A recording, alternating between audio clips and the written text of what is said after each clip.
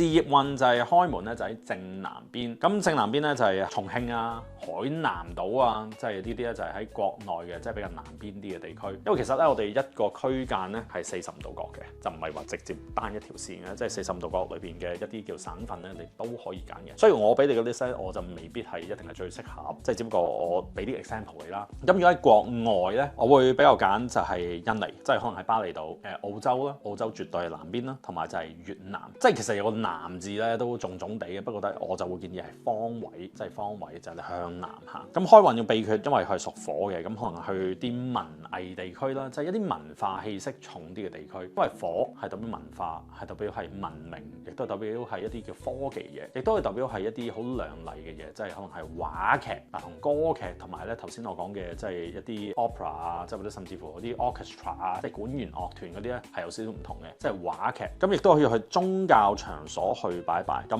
去睇下火山啦，即係嗱唔該查清楚啲先嚇，即係唔好話我冇講啊，即係火山呢啲咧，即係危唔危險咧就我好難去定奪，即係有啲係睡火山咁，你可以去即係影下相嘅，咁但係就一啲活火山咧唔該你啊，唔好為咗轉運跟住之後咩直升機飛上火山嗰啲咧就唔好搞呢啲嘢。雖則咧4月咧應該都開始熱地㗎啦，中意浸溫泉其實都 OK 嘅，因為溫泉咧就係火山嘅水 ，OK 即係火山嘅水，咁亦都可以去啲溫泉區去嘆一嘆美食市集啊嗰樣嘢。不過主要咧，我會建議你去啲文藝地區，即係買啲叫做精緻嘅手工藝，咁可以去參觀下人哋一啲畫廊啊、博物館啊，買一啲藝術品、藝術 OK。咁呢個好代表到當地文化嘅嘢咧，都可以買1-2件翻嚟嘅，可以買3件啦、6件啦、9件啦，即係咁樣咧就係增運嘅。咁然之後咧就去宗教場所啦、寺廟啊、教堂啊、火山啦、溫泉啦、美食市集呢啲全部都會中嘅。